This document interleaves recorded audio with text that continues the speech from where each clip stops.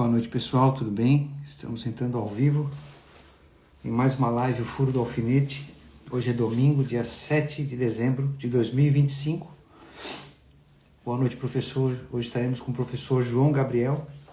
Professor João Gabriel, que é professor de filosofia, especialista em formação humana. Oi, Nanda, tudo bem? E trabalharemos hoje sobre este tema tão importante que também faz parte do Furo do Alfinete, né? Os temperamentos. O que importa?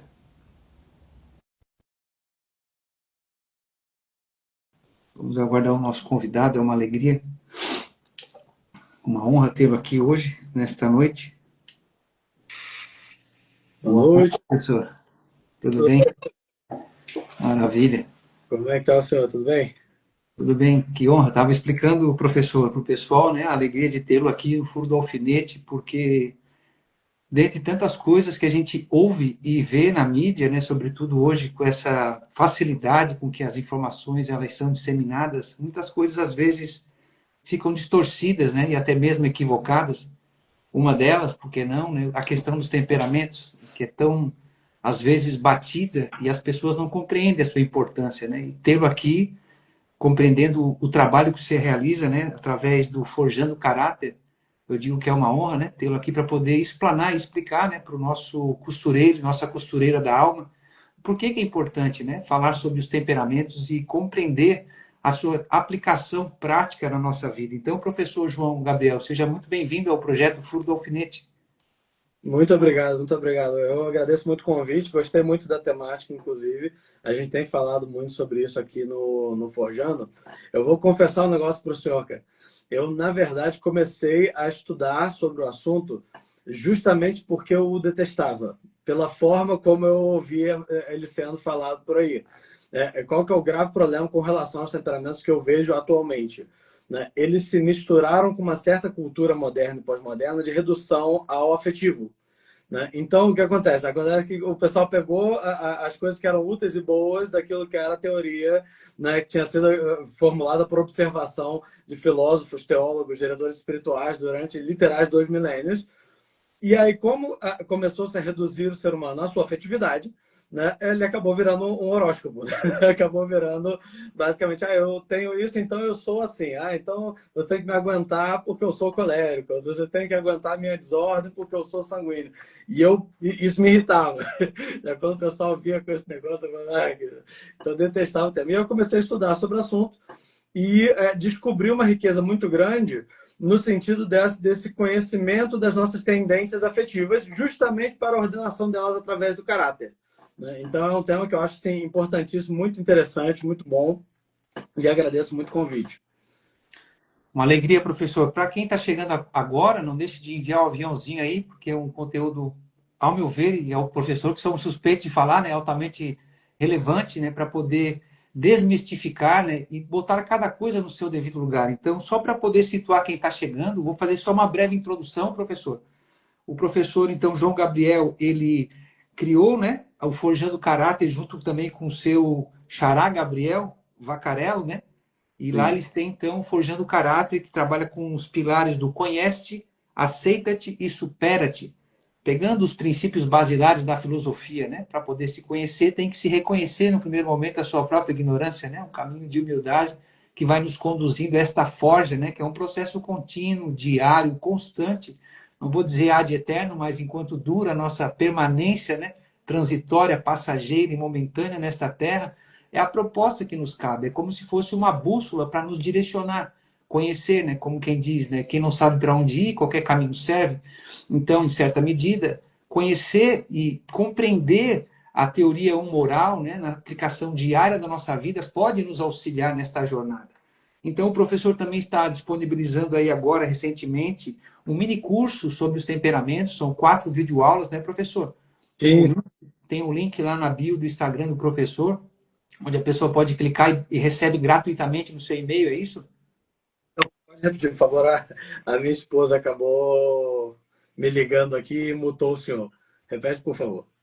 O professor também está lançando agora um mini curso sobre os temperamentos e o link está disponível lá na bio do Instagram. A Isso. pessoa entra lá, se cadastra e recebe gratuitamente essas 4 aulas no seu e-mail. É isso, professor? Sim, é isso mesmo. Na verdade, a gente está fazendo todo esse trabalho introdutório sobre os temperamentos lá no Forjando. Inclusive, essa semana, né, além do minicurso, nós teremos também alguns outros materiais que vamos disponibilizar na quinta-feira, né? Se Deus quiser e se as coisas funcionarem aqui. Mas se Deus quiser, quinta-feira estaremos aí com esse material.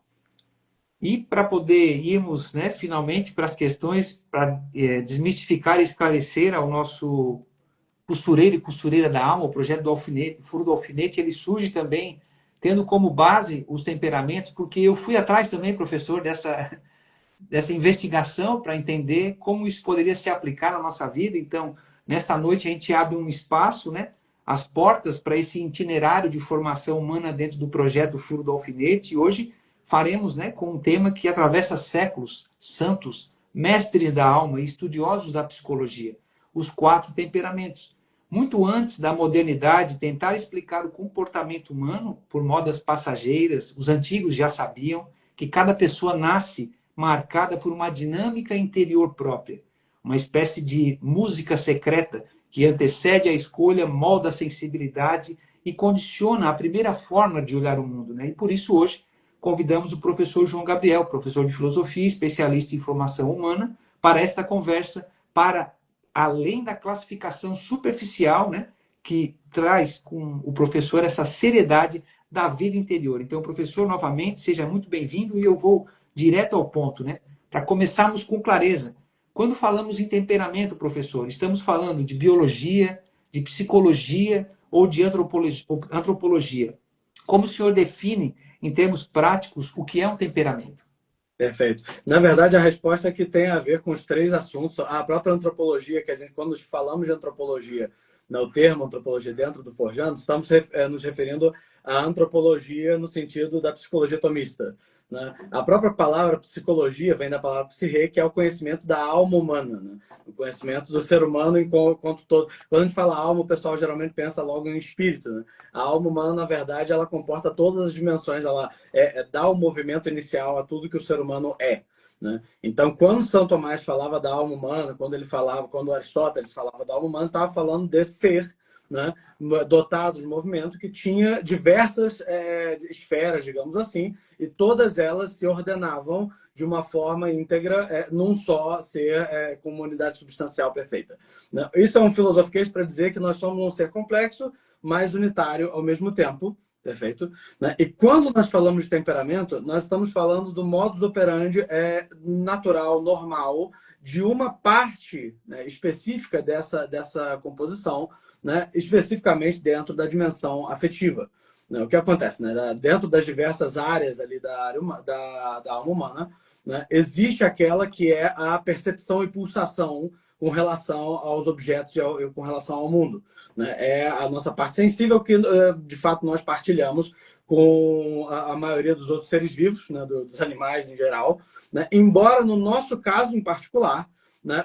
Por mais que o funcionamento dessa dimensão seja muito, muito próximo, né, à dimensão animal, no nosso caso tem uma grande diferencial, né, que é o fato dela poder ser influenciada diretamente, né, pela nossa faculdade espiritual, né, pela nossa inteligência, pela nossa vontade.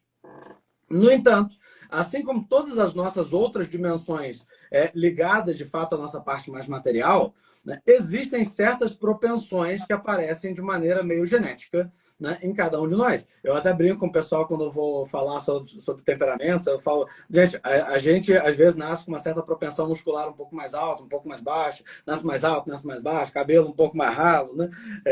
O cabelo um pouco melhor, né, e tal. Ou seja, existem várias pequenas diferenças que, por mais que não mudem, né, não não nos separem enquanto essência, né, de fato nos diferenciam enquanto certa particularidade. Né? Na nossa afetividade não é diferente. Né? Então, existem essas propensões. Como é que funciona? Sendo muito, muito resumido aqui, se eu começar a me estender demais, por favor, me corte. Né? Mas, sendo muito resumido, basicamente, qual foi a observação, de fato, antropológica de São Tomás e Aristóteles, né, e todos os outros que concordaram com eles ao longo desses últimos 2 milênios? É que existe 2 tipos principais de pulsação, dentro da alma humana. Um que atrai a alma humana para o bem presente, né? Basicamente nos puxa, né? Para os juízos particulares positivos, né? Que nós temos com relação aos objetos em geral, né? Para deixar um pouco mais simples para o pessoal que está assistindo. É o que a gente sente quando a gente vê um bonito bolo de chocolate ou um churrasco, né? Pingando ali gordura lá na churrasqueira, né? A gente olha para aquilo, aquilo ali é atraente, né? Nos atrai, aquilo ali puxa. Por quê? Porque a nossa psique identifica aquilo ali como um bem à nossa conservação. Açúcar, combustível, proteína, aquilo ali vai fazer bem para nós. Né? Então, o juízo particular imediato que a gente tem é que aquilo ali, ó, bom, o negócio ali funciona. Né? Esse afeto, esse apetite de atração, né, é chamado classicamente de concupiscível. O concupiscível é aquilo que nos atrai para o bem presente, aquilo que nos mobiliza em direção ao bem presente ou sofre a ausência de um bem. Perfeito? O outro apetite principal é aquele que vai lidar com os males, ou seja, com os obstáculos, as coisas que se interpõem entre nós e os bens. Né? Digamos que, por exemplo, né, entre você e o churrasco, entre você e o bolo de chocolate, né, tivesse, né, eu não sei se o senhor é casado. Né?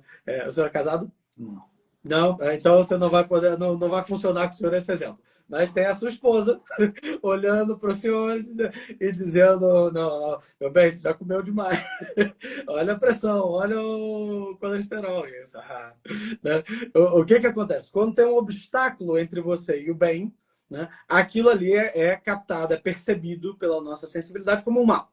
Né? E esse mal, como a gente quer chegar no bem, né, esse mal ele vai ser ou combatido, né? Se a gente perceber, se a nossa sensibilidade perceber como mal vencível, né? Ou vai colocar dentro de nós um apetite de fuga. Né? A gente vai tentar desviar dele de alguma forma para chegar no bem e evitar isso que está, de fato, se interpondo ali entre nós e esse dito bem. Então tem esse aí, o apetite concupiscível, que é aquele que atrai para o bem, e o irascível, que faz a gente combater ou fugir dos males presentes. O que, desde o tempo dos gregos, passando pelo medievo, passando pela escolástica São Tomás, passando por muito da psicologia moderna e pós-moderna, por mais que alguns possam achar isso chocante, né? O que foi se percebendo com o tempo? Foi se percebendo que algumas pessoas tinham uma certa propensão mais natural para o concupiscível, enquanto outras tinham uma propensão um pouco mais natural para o irascível. Isso, de forma alguma, quer dizer que a gente não tenha o outro tipo de apetite. Não é isso. Significa só que a reação natural mais imediata da nossa percepção, da nossa sensação, geralmente tende para um dos lados. Perfeito? Então, a nossa reação padrão, digamos assim, vai ter cores um pouco mais concupiscíveis ou cores um pouco mais irascíveis. Essa foi a primeira distinção que se percebeu. Então, existiam temperamentos, né? Compleições um pouco mais concupiscíveis e compleições um pouco mais irascíveis. Da mesma forma, percebeu-se que existia uma certa propensão em algumas pessoas a terem reações afetivas muito rápidas, muito intensas. Bastava chegar o objeto, né, aos sentidos e a reação já vinha de forma fulminante, de forma explosiva. Né? Enquanto para outras pessoas parece que o afeto vem mais devagarzinho. A primeira reação geralmente vem mais lenta, vem mais devagarzinho, com menos intensidade. Então ela vem um pouco mais moderada. Essa foi a segunda divisão, né, que se percebeu ao longo de todos esses anos de observação do ser humano. Né, de que algumas pessoas têm uma reação quente, mais naturalmente, e outras têm uma reação mais fria. Né, que significa que ele vem com essa certa lentidão. O que acontece quando a gente cruza essas duas classificações, essas duas métodos avaliativos, digamos assim? Você tem uma certa categoria onde nós temos uma pessoa que tem uma tendência concupiscível, explosiva e rápida. Ou seja, vem afetos concupiscíveis.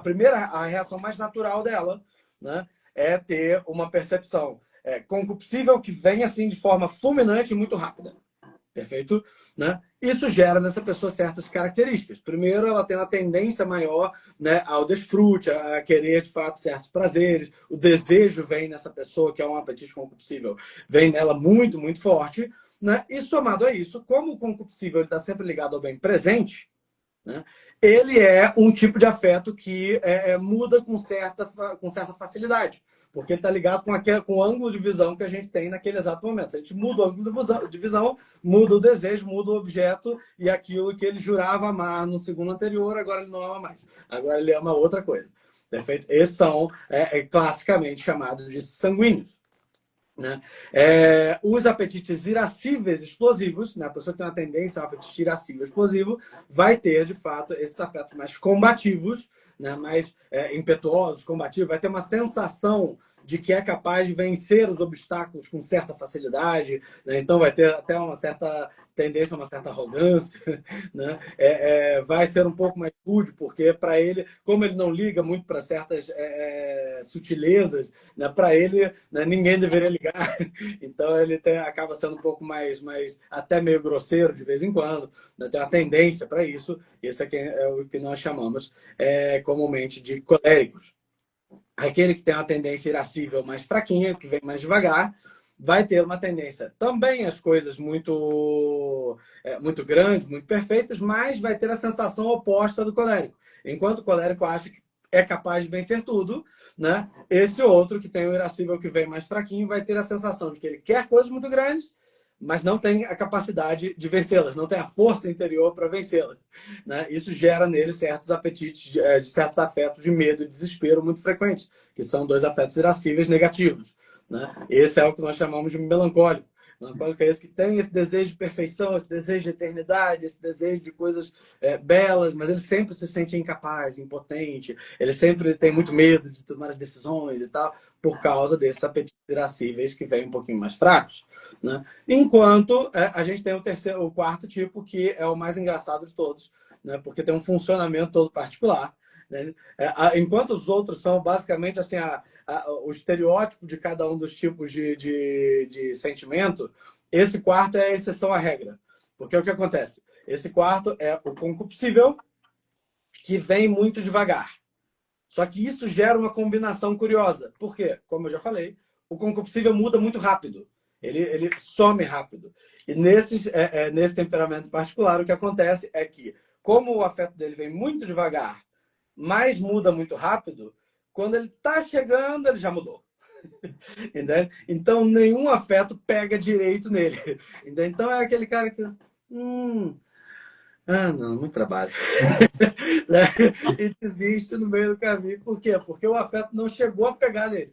Antes de pegar, já perdeu o interesse e já foi para outra coisa, né? E esse é o famoso flamático, que tem uma fama de ser um pouco apático, mas por quê? Justamente porque as impressões afetivas dele não são duradouras nem intensas. Elas vêm muito devagar, mudam muito rápido, e por isso ele não tem aquela intensidade afetiva que os temperamentos quentes, por exemplo, vão apresentar. Então, temperamentos é basicamente isso. É essa inclinação majoritária que a gente vai ter para um tipo de intensidade ou um tipo de apetite, né? E que vai caracterizar a nossa reação primeira, a nossa reação mais inicial. O que não significa que nós não tenhamos os outros sentimentos dentro de nós. Isso não significa absolutamente. Nós temos a capacidade de sentir tudo. Inclusive, não recomendo irritar um somático, né? Porque o resultado não é legal. Mas o resultado normal, né? O resultado mais frequente, né? Vai ser aquela reação mais natural. Aquela primeira reação, o temperamento majoritário, digamos assim, que tem dentro de nós. Tecnicamente, isso é o grande segredo que o pessoal às vezes esquece de comentar. Nós temos, tecnicamente, todos os quatro dentro de nós. Na verdade, não tem só um. Não é que eu sou colega, não tem nada do... Não é assim. Todos nós temos todas as tendências afetivas dentro de nós. A diferença é que, geralmente, uma delas é muito, muito mais frequente do que as demais. Perfeito? É só isso. É a mistura que São Tomás chama, né? A compleição. A nossa mistura geralmente é o ingrediente principal. Entende? Mas não é que não tem os outros, é que esse é o principal, é o mais relevante. Por que isso é tão importante para nós? Por que isso é tão relevante? Por dois motivos. Primeiro, porque, de fato, não somos anjos. Né? Isso é uma coisa que às vezes as pessoas esquecem. Né? Nós temos a nossa dimensão afetiva, ela faz parte constitutiva da nossa personalidade, né? Uma parte relevante. Né? Então, portanto, assim, o funcionamento dela vai dizer muito sobre nós também. Né? Então, o conhecimento dessa parte é um conhecimento da nossa personalidade, da nossa pessoa também. né? É uma parte relevante, né? Uma informação relevante dentro, né, do que nos constitui como pessoas. O segundo ponto, e esse mais interessante, é a moral e a formação do caráter, propriamente, como a gente o chama, é o fato de que, devido... E aí, de fato, já entramos mais numa informação... É uma informação teológica, no entanto, né, eu acho que a filosofia, na sua esmagadora maioria, não vai discordar dela no seu efeito. Perfeito. Que é a informação sobre o pecado original. O que acontece? Para os ouvintes que não sejam católicos ou cristãos, né, acredite-se dentro da teologia católica, né, que nós temos uma mancha original, né, que faz as nossas faculdades não funcionarem da forma como deveriam. Né, e em vez de nos levar, né, nos tender para os objetos mais sublimes da nossa natureza, nos inclinam para os objetos menos sublimes, né? Que não são maus em si mesmos, eles podem ser só desordenados, né? Em proporção ao objeto, basicamente. Né? Embora a informação sobre o pecado de Adão, sobre o pecado original, a mancha original, possa ser discutível entre pessoas de religião não católica ou então pessoas que nem sequer religião tenham, eu acho que a percepção de que tem alguma coisa errada com a gente, eu acho que essa aí pouca gente vai discordar. Né? Eu acho que a maioria das pessoas assim, sabe ou percebe, né, que parece que a gente tem uma certa propensão a fazer besteira, que é uma maravilha. Né? A gente, assim, se deixar solto, se deixar assim, sem nenhuma vigilância, o ser humano tem a capacidade de fazer besteira, que é incrível. Né? Nesse sentido, é nesse sentido que nós dizemos que existe uma certa disfunção, existe uma certa... um desalinho na nossa natureza que parece ser meio evidente, né? Que parece ser meio fácil de identificar. Esse desalinho, de fato, faz com que as nossas faculdades superiores, né? Ou seja, as faculdades da vontade e da inteligência, né? Aquelas que são direcionadas para os juízos universais e para o bem geral, para o bem mais completo, né? Essas estejam, de fato, um pouco mais turvas, né? Um pouco mais fracas. Existe uma certa fraqueza na vontade que é inerente à natureza humana como ela se encontra agora. Né? Existe uma certa dificuldade de contemplação da verdade que faz com que a gente tenha que passar mais de 20 anos no colégio e assim por diante. Né? Agradeço aí a Adão e Eva por isso. 20 anos de colégio com o Mas... então existe essa dificuldade, essa certa dificuldade de contemplar a verdade e de escolher pelo bem universal. Em contrapartida, né, existe uma certa disfunção na parte inferior aqui não se entendendo como, né, uma inferioridade de dignidade, né, mas simplesmente de subordinação. Né? O certo seria, de fato, o melhor seria, né, que quem mandasse fosse a cabeça, né, quem mandasse fosse, de fato, aquilo que contempla a realidade como ela é, né, e não aquilo que só assente, digamos assim. Né? As faculdades inferiores, né, elas se encontram nesse estado um pouco mais selvagem, digamos assim, né, um pouco mais intenso. Né? Então, os nossos apetites inferiores, que são especificamente, né, os apetites corpóreos, né, mais instintivos, né, o desejo por alimento, descanso, reprodução, né, e assim por diante, né, e os nossos apetites afetivos, né, eles se encontram, de fato, num certo desalinho. O que significa isso? Né? Frequentemente, eles se equivocam em proporção ou objeto. Né? O que significa? Significa que ou eles se exercitam mais do que deveriam, então ele tem mais raiva por um objeto do que deveria, mais desejo do que deveria, mais empolgação do que deveria, mais medo do que deveria, assim por diante. Né? Ou erram de proporção, ou erram de objeto. Né? Então, em vez, um exemplo facílimo que vem à cabeça, né? A gente atende muitos pais e mães, né? E uma das reclamações principais que a gente recebe desses pais e mães é justamente, especialmente das mães, né? Que elas às vezes perdem a mão na hora de corrigir. Né? E ficam com muita raiva, que brigam e gritam, o que é um problema gravíssimo na disciplina, porque, de fato, assim, anula a disciplina completamente se a gente perde o controle afetivo na frente da criança. Mas qual que é o problema ali? O problema ali é um erro de objeto. Né? A afetividade da mãe está percebendo um mal a ser combatido. Só que o mal a ser combatido é o comportamento. E, na verdade, ele só é um mal porque faz mal para a criança. Ou seja, a criança é o bem a ser defendido. O que acontece? como a afetividade só faz juízo particular, ou seja, ela só consegue entender uma informação por vez, digamos assim, né? Ela às vezes confunde, né, a ação com o agente. Entende? Então, em vez de fato de irar-se, né, trabalhar contra o comportamento, a gente acaba reagindo contra a pessoa. Entende? E é ali que acontece esse equívoco que a mãe percebe ser um problema, né, e se lamenta, né, fica triste porque de fato agrediu a criança, né, agrediu verbalmente, ou então gritou com ela, brigou e tal, quando deveria ter agido de forma a corrigir o comportamento e não fazer mal aquele que ela está tentando defender. Né? Então, o ponto é esse. Então, o afeto, geralmente, ele erra a proporção ou o objeto.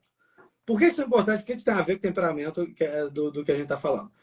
Como, frequentemente, o nosso desalinho faz com que a gente erre por objetos afetivos, ou seja, como são os nossos afetos que geralmente assim estão meio doidos e buscam por objetos desalinhados ou proporção desalinhada, entender como eles funcionam, qual que é o objeto que mais frequentemente nós buscamos, a nossa afetividade pessoal particular, nos ajuda a saber previamente quais vão ser os objetos desordenados que frequentemente a nossa personalidade vai buscar. E se precaver antecipadamente a eles. Perfeito? Então, por exemplo, se eu sei que eu tenho uma certa fraqueza, uma certa propensão, né, ao caso do desejo, ao caso do prazer, né, com relação a determinados tipos de prazeres, que é o caso do temperamento sanguíneo, que curiosamente é o meu, eu já sei, né, eu já sei que preciso, né, me vigiar nessas áreas previamente. Antes que a coisa fique feia, né, eu sei que eu preciso me regular, que eu preciso, né, atentar para essa região, né, para essa área da minha personalidade, né, com mais preocupação, com mais atenção. Né? Enquanto outra pessoa que, por exemplo, sabe que tem uma certa tendência, certa covardia, certo medo excessivo, uma avareza particular, ela sabe que ela vai ter que se preocupar um pouco mais com essa área, vai ter que aprender a ser um pouco mais desapegado, um pouco mais corajosa, né, a assumir certos riscos, que é o caso, por exemplo, do temperamento melancólico, e assim por diante. Então, essa tendência majoritária afetiva, ela acaba gerando, de fato, por causa do funcionamento do pecado original, né, uma tendência majoritária de pecado, de vício, né, que os diretores espirituais e mestres da teologia cética e mística chamavam anteriormente de defeito dominante. Né? Chamam até hoje, inclusive. Né? Mas os mais importantes, né? Garrigou Laganja, Roy Marim, Tanqueray, né? Todos eles chamam essa falha central de defeito dominante. A nossa falha principal, de fato, é sempre a soberba, né? Mas a forma como ela se manifesta, geralmente, em todos os casos, tem essa ligação principal com a nossa afetividade. Que objeto nos causa maior atração, né? Que objeto, de fato, né, é o alvo das nossas preocupações. Esse acaba sendo também, né, o nosso calcanhar de Aquiles, aquilo que é mais difícil para nós combater. Nesse sentido, né, conhecer, entender o temperamento vai ter esse grande valor, né, em nos revelar a nossa tendência afetiva principal e, portanto, a nossa tendência viciosa principal. Né? Diz Santo Afonso Maria de Ligório que quem vence a parte contra o defeito dominante praticamente está salvo, né? E quem não vence está praticamente condenado. Então, esse foi Santo Afonso falando, viu? Mas, então, assim, para a gente ver a importância, de fato, né, de se conhecer e combater o defeito dominante. Né? Então, portanto, assim, o temperamento nos dá uma dica importantíssima, né? Muito útil para esse autoconhecimento principal. Muito bom. O professor ilustrou de uma forma bastante didática, né? E colocou cada coisa no seu devido lugar, mostrando para quem está nos assistindo, nos acompanhando, que é meio caminho andado, né? Identificar esses elementos presentes na nossa natureza humana, né? Eu, por exemplo, eu não sei se é correto, eu fiz um pouco que eu estudei sobre essa temática, professor. Eu li aquele material Temperamento que Deus lhe deu, do Art Brennett, acho que é. Aquilo lá. Esse aí, eu fiz o curso do Padre Paulo Ricardo, também sobre os temperamentos, e eu não sei se banalizou-se muito essa temática através do Ítalo Marcilli, né? Porque daí da lista de semiofícios também algumas aulas dele, né? E eu identifiquei, por exemplo, no meu caso, que eu sou colérico, né? E eu elenquei no início deste ano, aí a pergunta onde eu vou passar para o próximo bloco, né, que se relaciona com isso, que eu tenho que fazer com frequência atos de humildade e dar o braço a torcer, né? E aí, no caso, eu sou católico também, reconhecer uma maior dependência em Deus, né? Porque a gente tem uma tendência à autossuficiência, né? Estou falando bobagem aqui ou estou fazendo a análise correta? E aí, quando a gente chega num certo patamar, né, de estar à vontade, parece que há uma autorrealização, como se tudo dependesse de nós mesmos, né? E aí é onde tem esse trabalho que é constante e diário. O meu diretor espiritual, por exemplo, disse para mim meditar sobre a vida de São Jerônimo, acho que é São Jerônimo, acho que é, né? Que era... O compilador das Sagradas Escrituras. Eu acho que ele era colérico, né? O que tem o leãozinho do lado. Isso, esse aí. E aí eu faço a pergunta, na sua experiência com formação humana, qual é o primeiro sinal concreto, né, que alguém pode observar a identificar o seu temperamento dominante, né? Perfeitamente. A primeira coisa que eu queria responder, talvez seja um pouco desapontante isso que eu vou responder. Eu peço perdão. Né? Mas o primeiro ponto que eu faria, que eu diria para uma pessoa que tem o interesse de conhecer o próprio temperamento para fins de auto desenvolvimento, de autoformação, né? Porque eu, sinceramente, acho que o trabalho de se conhecer o temperamento por curiosidade curiosidade frio, tipo, fica aquele papo de grupo, de pós-grupo jovem, né? Eles falando lá e tentar adivinhar o temperamento como se fosse uma espécie de adivinhação de horóscopo, né? Esse realmente eu não vejo muita utilidade. Mas para fim de autoformação, né, para fim de conhecer as minhas propensões e debilidades principais e ordená-las, a primeira coisa que eu teria para dizer é que esse não é um trabalho rápido. Né? Esse não é um trabalho para ser feito num teste de Instagram ou Tem até um testezinho no final do livro dos Bennett, né, que é interessantezinho, mas por que não é um eu vou explicar primeiro por que eu acho que testezinhos não funcionam e por que de fato me parece que o caminho longo é mais interessante. Primeiro porque é o seguinte, gente, quando a gente faz um testezinho em um determinado momento, entende? Existem muitas outras coisas que tocam a nossa personalidade naquele momento em particular que podem alterar determinados resultados. Né? Quando a gente fala sobre a nossa personalidade, a gente está falando de muito mais do que sobre simplesmente nossas tendências afetivas. Né? Personalidade é essa expressão individual, né, de um caráter voluntário dentro do ser, né, dentro do universo. Entende? Então, na verdade, tudo que eu sou é expresso pela individualidade da minha personalidade, da minha persona, né? Como diria o próprio São João Paulo II. Né? Então, na verdade, quando eu falo da minha personalidade, eu estou falando, sim, do meu temperamento, né? Sim, da minha afetividade, mas também estou falando da minha história, da minha criação, das minhas escolhas de vida, dos meus vícios, das minhas virtudes. Estou falando do momento que eu estou vivendo naquele exato momento, né? Porque eu posso estar num momento mais difícil, mais fácil. Né? Então, tudo isso influencia a forma como eu vou reagir pessoalmente ao mundo. Né? Todas essas informações, elas são importantes. Né? Então, às vezes, pessoas que têm determinada tendência, né, podem acabar reagindo de uma forma completamente adversa por causa de vícios adquiridos empedernidos, né, por causa de vícios químicos, às vezes, já vi isso acontecer. Entende? Então, por isso, assim, você fazer um teste pontualmente não diz tanto sobre quem você é. Perfeito. Agora, um exercício meditativo, oracional, diário, com acompanhamento de um diretor espiritual a longo prazo, esse sim pode falar mais sobre a sua tendência majoritária.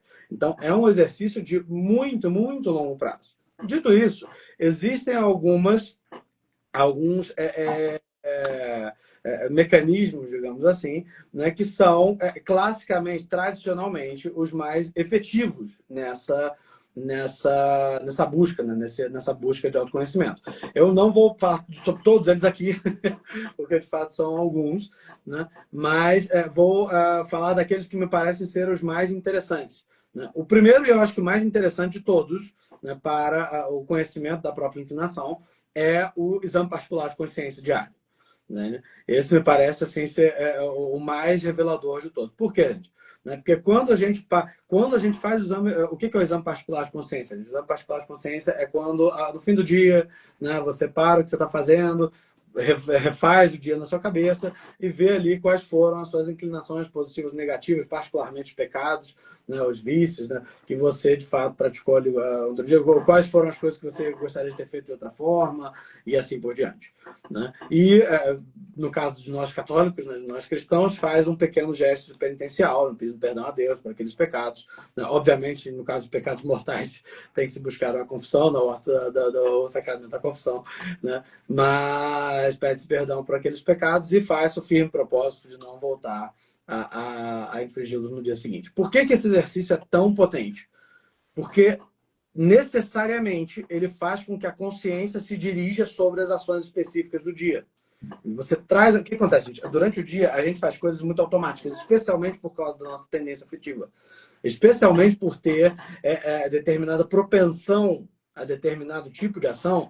Às vezes, a gente vai fazendo um monte de coisa durante o dia que a gente nem sequer percebe racionalmente. A gente lembra delas, a gente está ali, está dentro da memória sensível o que aconteceu, mas você não parou para pensar nela. Existe uma diferença entre ter uma impressão sensível da coisa e ter um pensamento sobre ela. O pensamento é consciente, o pensamento de fato é ativo. Você está trazendo aquilo ali voluntariamente, né, a apreciação do seu intelecto, né? Então, quando você para pensar naquilo que você fez durante o seu dia, quando você refaz os seus passos, você necessariamente traz à consciência aquilo que você fez. E quando você traz à consciência, algumas perguntas começam a surgir, né? Por exemplo, né, quando eu faço uma coisa que eu sei que não deveria ter feito, uma das perguntas que deveria surgir é por que diabo que eu fiz isso? Né? Qual foi o motivo? O que eu estava procurando isso aqui? Por que razão, né, eu fiz esse negócio aqui? E com esse trabalho, além do trabalho excelente da gente começar a gerar essa consciência diante de Deus, né, e o arrependimento dos nossos pecados, que é a parte mais importante do exame de consciência, né, mas uma parte acidental que é útil para o que a gente está buscando aqui é justamente começar a perceber com um pouco mais de fineza, né, as motivações internas das nossas ações, né? Por que a gente faz? O que a gente faz? Quer comentar alguma coisa? Não, eu levantei a mão aqui atrás porque é o que está por detrás, né? Que às vezes a gente não pode olhar de frente, né? Esse foi o movimento que eu fiz, né? Até o professor me fez lembrar, a gente que gosta bastante de meditar sobre a palavra, o evangelho, né? Jesus Cristo, ele fala com frequência sobre a questão da ansiedade que mantém a gente dividido, e ele, em um determinado momento, ele fala, aí eu te pergunto, né? Não andeis ansiosos pelo amanhã, basta o dia o seu próprio mal. O mal nosso de cada dia, assim como o pão nosso de cada dia, estaria relacionado, em uma certa medida, né, a este exame de consciência, a se deter sobre as motivações por detrás das ações. Com certeza, com certeza. Né? Exatamente. Perceba, né? Quando a gente começa a trazer essas coisas à consciência, começa a ver os mecanismos que nos levam a elas, até pelo desejo de emendá-las, né? De parar de fazer, né?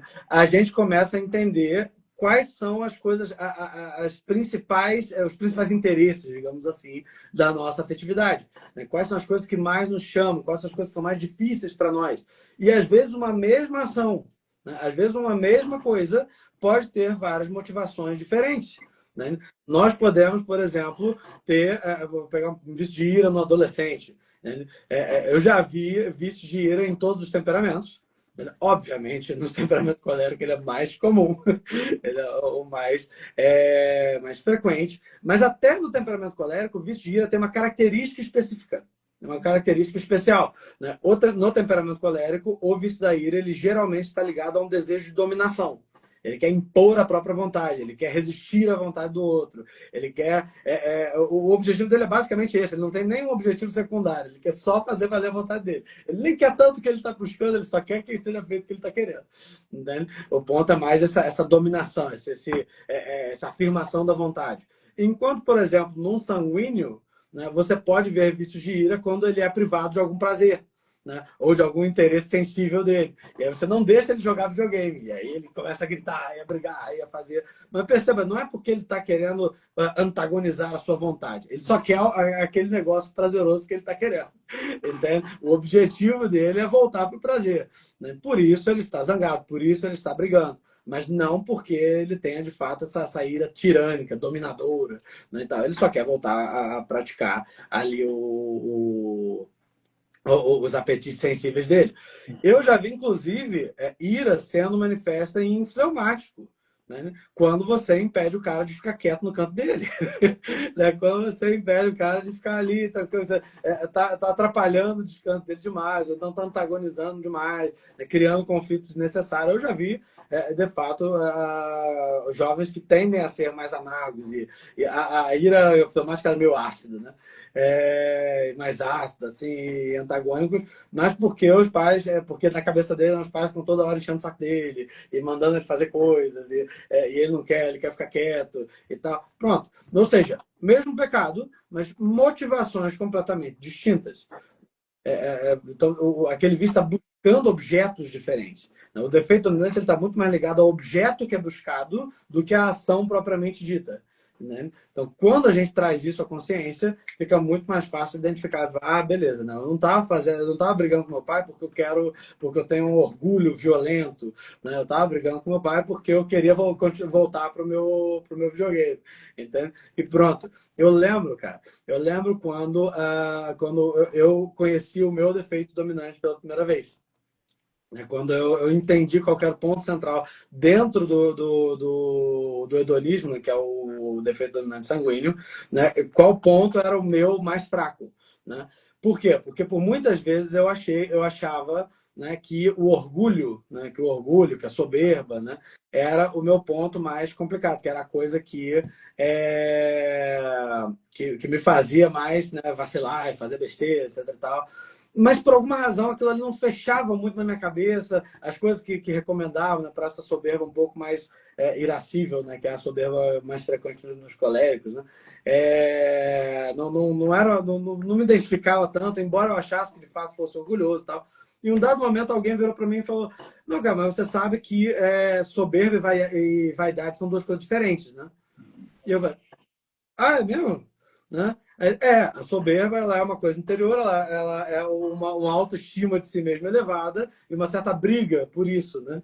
A vaidade é um amor particular ao prazer da honra, de que as pessoas gostem de mim, falem de mim e digam que eu sou muito legal. Cara, na hora que falou isso, pá! Eu falei: é esse aí. É esse aí, assina meu nome aí, que é esse aí. Entende? Ali eu entendi que, na verdade, o que eu achava que era orgulho, né, na verdade era vaidade. Na verdade era um desejo do prazer da honra, desejo de ser louvado, desejo de ser querido, de ser amado. E tal. Cara, a quantidade de coisas que isso resolveu na minha vida, simplesmente por eu entender isso, por eu entender que eu fazia um monte de coisa por causa de vaidade, né, foi burral, né? Foi um ponto de quebra assim, terrível, né, e maravilhoso na minha vida. Foi descobrir, de fato, qual que era o ponto mais fraco, né, da minha natureza, né? Qual que era a coisa que mais me atraía. Né? E isso, de fato, a gente precisa pesquisar, precisa entender quais são essas tendências, entender, por exemplo, a informação do vício da vaidade, de fato, fez toda a diferença para mim. Na hora que falaram, eu identifiquei rapidamente, né, que era aquele ali e não o outro. Então, entender, por isso que conhecer, de fato, é muito importante. Né? Esse autoconhecimento e o conhecimento da natureza humana, né, que é esse conhece, né, esse conhecimento da forma de funcionamento humano, me parece fundamental. Né? E, em segundo lugar, ter esse olhar cuidadoso sobre as próprias ações, decisões, inclinações, particularmente dentro de um exame diário de consciência, né? E obviamente não é uma coisa que se faz numa noite só, né? É uma coisa que se faz ao longo, né, de muitas noites, muitos exames, né? E aí com o tempo você vai vendo aquelas coisas que sempre aparecem, né? O pecadinho de estimação, né? Tá sempre lá, sempre repete, sempre volta. Ô, professor, e concatenando aí dois pontos, duas questões de forma prática para quem está também chegando agora nos assistindo. Nós estamos com o professor João Gabriel, do Forjando Caráter, trabalhando sobre temperamento, né? Por que que importa? Essa é uma jornada de autoconhecimento, né, que vai nos acompanhar até aquele dia, por assim dizer, né? Depois que o corpo tomba, o que é que fica de pé, né? Então, até lá nós temos um longo caminho constante, diário, a nos inclinarmos de forma detida se realmente nos predispomos, né, a buscar esse autoconhecimento. O professor disse ali, né, muito de banalizar essa questão dos temperamentos vem simplesmente por uma curiosidade pueril, né? De um fetiche até mesmo, né? Dizer, eu sou isso, eu sou aquilo, né? E aí a disposição, a Valéria entrou aqui, ó, um abraço para a Valéria, minha colega de psicologia, amiga, já esteve aqui. E aí eu pergunto, professor, falamos muito das qualidades, né? E os defeitos naturais são igualmente importantes, como o professor pontuou, né? Para este autoconhecimento, né? Qual temperamento o senhor percebe que costuma sofrer mais por não saber lidar consigo mesmo? E aí eu pontuo já direto para os relacionamentos. Família, trabalho, casamento, né? Qual é o maior erro que as pessoas acabam cometendo por não compreender o temperamento, né? E como isso se aplica? Perfeitamente. Na verdade, novamente tenho medo de dar uma resposta desapontante, mas eu sempre dou a mesma resposta para os meus alunos quando eles me perguntam. Eu dou aula sobre temperamentos para adolescentes e para adultos, né? Então, eu tenho uma turma de adolescentes de formação humana, duas, na verdade, e há pouco tempo estavam falando de temperamento, e eu todos perguntavam qual que é o temperamento mais difícil, qual que é o temperamento... Gente, a resposta, né, dos mestres espirituais é universal nesse sentido. O temperamento mais difícil, o mais desafiador, o mais complicado é sempre, 100% das vezes, o meu. Né? Sempre. Entende? Se eu sou colérico, é o temperamento colérico. Se eu sou sanguíneo, é o temperamento sanguíneo. E assim por diante. Né? Por um motivo simples. Porque é só com o seu que você vai ter que lidar para, de fato, a sua formação e desenvolvimento. Não tem jeito. Entende? Então, todos os temperamentos, cada um deles vai ter propensões positivas ou negativas. Né? Uma coisa curiosa, cara, que eu gostaria de comentar, eu sinceramente, eu sei que pode parecer uma coisa meio arrogante que eu vou falar agora, mas é porque eu tenho estudado muito sobre o assunto, eu nunca vi ninguém pontuando nesse sentido, eu acho muito importante comentar. Às vezes fala-se um pouco das propensões positivas, o termo que eu já vi em mais de um livro, né? É virtude natural, entende? Eu tenho horror a esse termo. Até assim, horror assim, passional com relação a esse tema, por um motivo simples. Porque pela própria a teoria básica da ética das virtudes, né, proposta ali por Aristóteles e São Tomás, a gente sabe, né, que virtude nunca é natural. Virtude, no seu sentido clássico, no sentido tradicional, ela jamais é natural. Por quê? Porque para a aquisição da virtude, para que nós tenhamos o que se chama propriamente de virtude, é indispensável a ação direta da vontade e da inteligência. Você precisa saber que aquilo é bom e você precisa livremente aderir àquilo para que seja verdadeiramente virtude.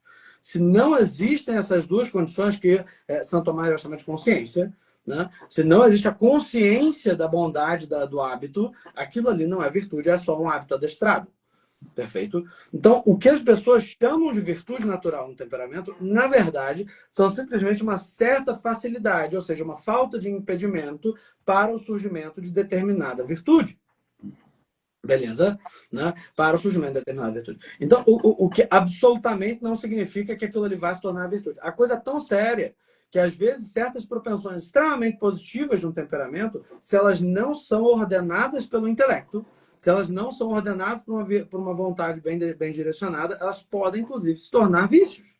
Né? Eu tenho vários exemplos facílimos de cabeça, agora eu vou usar, né, o do colérico. Né? O pessoal fala, o colérico é muito determinado, ele tem naturalmente a virtude da perseverança e da determinação e tal. Eu falo, beleza, ele tem uma facilidade muito grande para a perseverança, isso é verdade. Agora tem um problema. Né? A perseverança, ela é a resistência às indisposições interiores para ações boas. Ou seja, se ele cisma com uma ação má, aquilo que era para ser perseverança pode facilmente virar teimosia e obstinação. Entende? Que são os vícios. São vícios parecidos com constância e perseverança, mas não são constância e perseverança.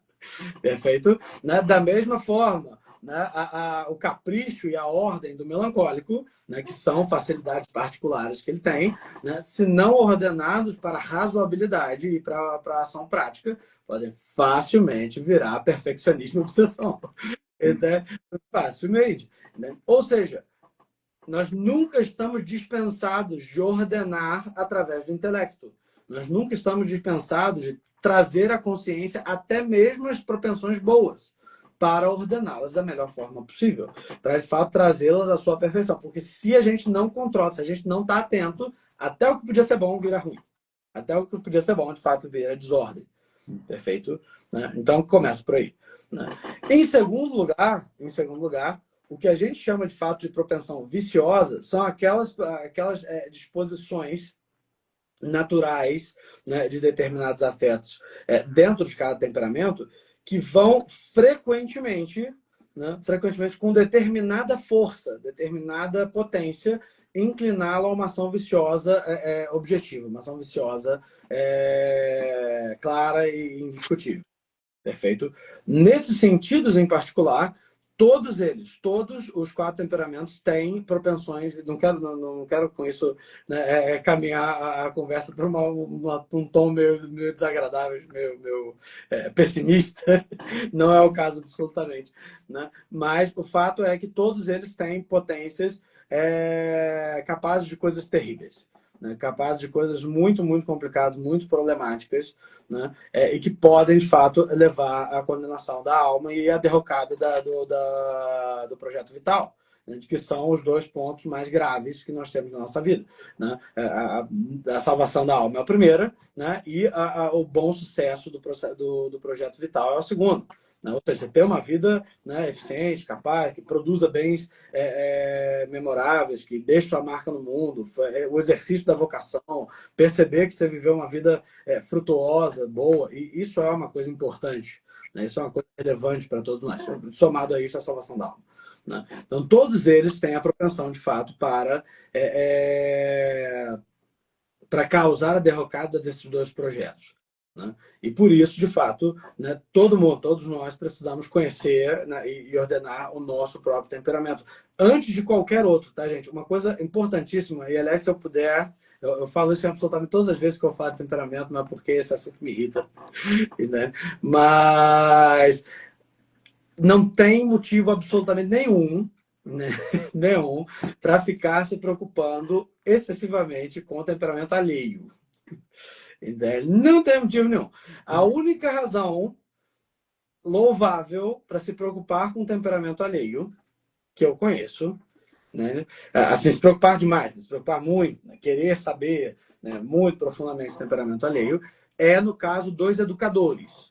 No caso das pessoas, padres, sacerdotes, líderes de comunidades religiosas, abades, pais, professores, né, que têm almas sobre quem eles têm a obrigação vocacional, a vocação de estado de vida de fato, trazer a sua ordenação máxima.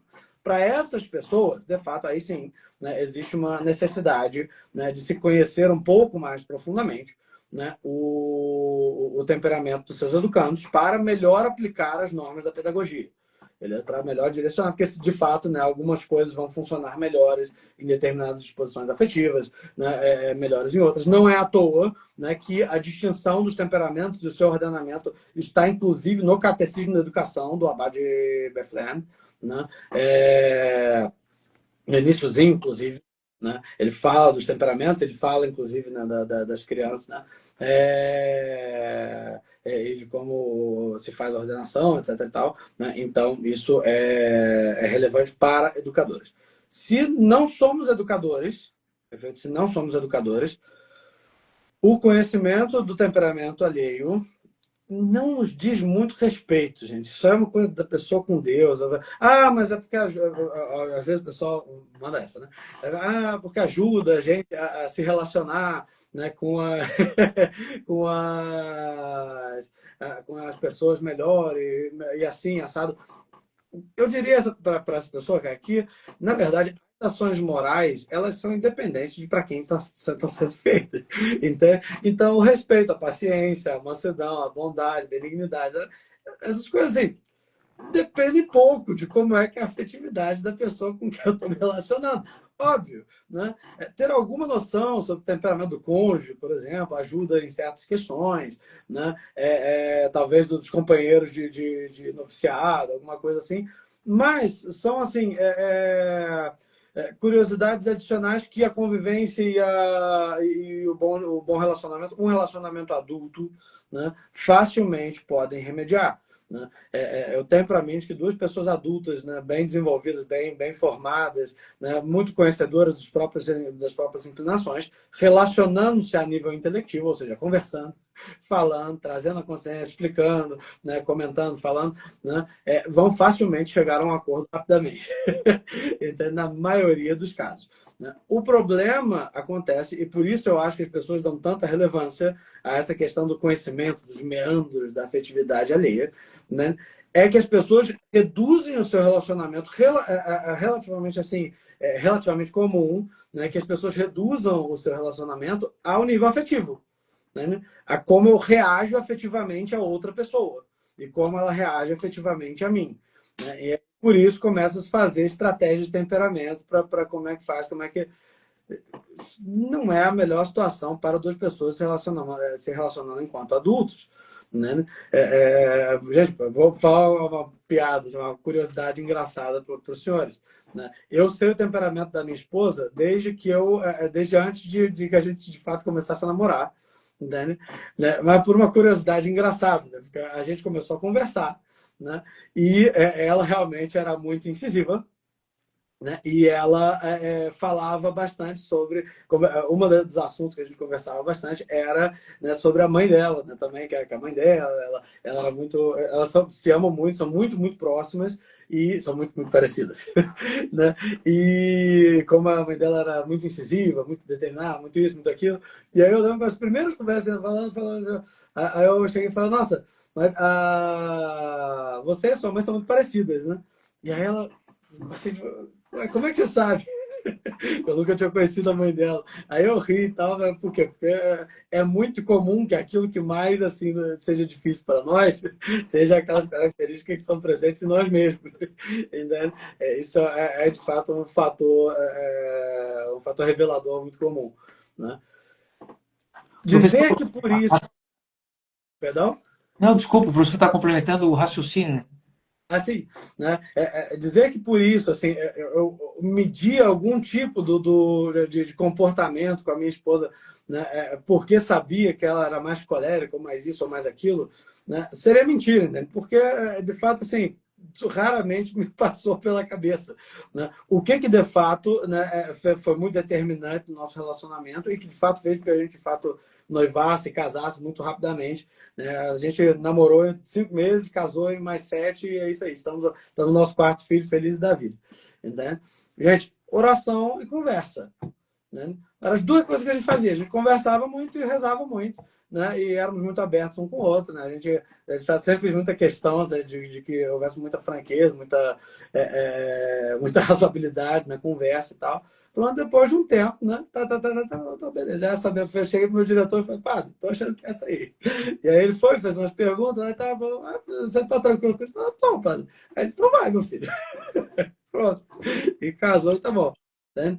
Então, assim, me parece que relacionamento adulto, diálogo, racionalidade, vida espiritual, oração, são estupidamente mais relevantes no relacionamento adulto do que saber se o outro é colega sanguíneo, que diabo que seja. Então, muito mais importante. Para quem que de fato é muito importante saber o temperamento? Para mim, né, do meu temperamento, para que eu possa, de fato, com detalhe, com riqueza, né, com fineza de consciência, ajustar a minha estratégia, meu projeto de vida, meu plano de vida, né, para combater os meus defeitos e melhorar, aperfeiçoar as minhas propensões, né, e para os educadores, né, para melhor adequar a técnica pedagógica. Para esses dois são importantes. Para as outras pessoas, gente, brincadeirinha do horóscopo. Fulano não tem que. Ah, não, fulano não é não. Aí começa aquela brincadeirinha de querer saber. Que flerta com o vício da curiosidade. Entende? Mas o mais importante é saber o seu e, no máximo, saber dos seus filhos. E é isso aí. Que acaba banalizando uma coisa que pode ser útil, né, a esse crescimento dessa vida que, como o professor pontuou, né, o projeto vital e o principal, a salvação da alma, né, então é uma coisa que está aí à disposição, há uma seriedade, né, com que isso é desenvolvido e atestado pelo tempo, né, pelos místicos, santos, doutores. E aí uma questão, professor, para os nossos finalmente, né? Eu reitero a alegria de ter o professor aqui, porque isso robustece mais o projeto. Eu assim, tenho uma afinidade, não tanto conhecimento quanto professor, sobre essa questão do temperamento. Isso justamente vem somar e ampliar, né? O temperamento ele não é cárcere, né? Quando muitas pessoas às vezes dizem destino, né? O professor pontuou aí em relação a sua esposa, né, e a relação com a mãe, acho que era o Jung que dizia, não me lembro, na psicanálise, que quando eu falo de Pedro, Paulo fala de Pedro, eu sei mais de Paulo do que Pedro, porque o que eu não reconheço em mim, eu aponto e projeto nos outros, né? Então, uma questão essencial, né, como integrar, né, a fé, a espiritualidade e o temperamento, professor? Como é que a gente pode transformar aquilo que parece fixo, né, que não é determinismo, mas é um condicionamento ou uma inclinação, como o professor trouxe no início da explanação, né? Para esse crescimento dessa pessoa, desse indivíduo. Perfeitamente. O, o, o senhor fez uma pergunta extremamente complexa. Eu vou tentar ser o mais breve possível para não tomar mais da noite de domingo do pessoal. Mas, né, é muito interessante, cara, porque quando a gente fala, né, sobre vida de virtude, sobre caráter, né, sobre vida de virtude, sobre vida de fé, na verdade, a gente está falando de coisas que são profundamente integradas, né? Por um motivo simples, porque a vida moral, a vida de virtude, ela leva o ser humano à consecução mais excelente possível de sua natureza, né? Da sua essência, do que ele foi feito para ser e fazer, né? E o melhor que o ser humano foi feito para fazer e ser, né, de fato, é conhecer, servir e amar o Criador de todas as coisas. Né? Não existe absolutamente nenhuma outra atividade que supere em qualidade e até mesmo em fascínio, né? Do que, de fato, você se relacionar pessoalmente, né, e intimamente com o Criador da matéria. É muito interessante. Às vezes a gente fala de certas coisas, a gente tem tanta familiaridade com certas coisas extraordinárias, né, que me parece que frequentemente a gente perde a capacidade de ver o quão extraordinárias elas são. Né? Por isso, às vezes, até uma revisita com um olhar infantil, digamos assim, né, renovado, é interessante para esses assuntos em particulares. O Chesterton falava muito disso, né? De como, às vezes, é importante ver coisas que a gente vê todo dia pela primeira vez, como se fôssemos uma criança vendo o mundo pela primeira vez. Né? Mas a mais fundamental dela, certamente, é a desconcertante realidade da relação do homem com Deus. Né? Porque ela é assim, enlouquecedora. Se eu fosse falar para qualquer um dos ouvintes agora, falar, cara, você tem a oportunidade de passar, né, um dia, né, um dia passar, conversar, almoçar, né, rezar junto, né, com o Papa. Né? Um dia com o Papa Leão. Vai passar, o Papa Leão escolheu você, passar um dia com ele, tal, aparecer junto dele lá, tirar umas fotinhas e tal, não sei o quê. Como é que a gente se sentiria? Se o Papa falasse, me chamasse pessoalmente, pelo nome, e falasse e tal. E a gente, às vezes, escapa a nossa percepção, né? Que por melhor que seja o Papa Leão, de fato, seria uma alegria muito grande passar um dia com ele, certamente. Entende? Mas por melhor que seja o Papa Leão, né? Nosso Senhor, assim, supera absolutamente qualquer ser humano que já existiu, assim, em um grau ontológico indizível, é absurdo. Né? Literalmente é o inventor de todas as coisas, é aquele que criou a matéria antes que matéria alguma existisse, né? Que criou os seres espirituais do absoluto nada, né? Partindo exclusivamente da própria vontade. Esse ser, nós temos a capacidade de bater papo com ele. Nós temos a capacidade de, literalmente, contar, desabafar o espetáculo da nossa vida no fim do dia com ele. Né? Nós temos a oportunidade de comungar o corpo e sangue. Assim, dá vontade de rir, né? Porque assim, é uma loucura tão grande, né? Tão assim, embasbacante. Né? E mesmo assim, parece que a gente tem uma dificuldade de perceber isso às vezes, de como essa nossa capacidade, né, que o catecismo chama de ser capaz Dei, né? Ser capaz de Deus. Como ser capaz de Deus é assim, é absolutamente uma loucura completa, né? Muito grande, é muito maior do que a gente podia, do que qualquer outra coisa. Nesse sentido, né, esse é o ponto em que a vida de fé e a vida moral elas se tocam, né? Porque, nesse sentido, inclusive, as virtudes teologais, né? O conhecimento de Deus no sentido pessoal, porque as virtudes teologais são isso, né? O teologos, do qual fala a virtude teologal, não é um conhecimento intelectual, né? É um conhecimento pessoal. É um conhecimento desse encontro pessoal de duas almas, dois espíritos, né? Que se transformam um pouco um ao outro. Na verdade, sim, nós nos transformamos um pouco nele, né? Ele nos transforma na gente porque ele é perfeito. Mas que é modificada intrinsecamente pelo conhecimento pessoal do outro, né?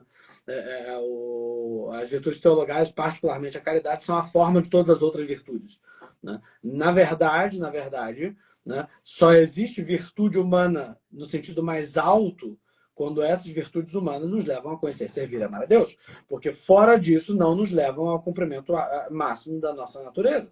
É bastante simples. Então, nesse sentido, as duas coisas se juntam, né? Quando a gente fala da vida de virtude, isso num sentido da perspectiva humana para a divina.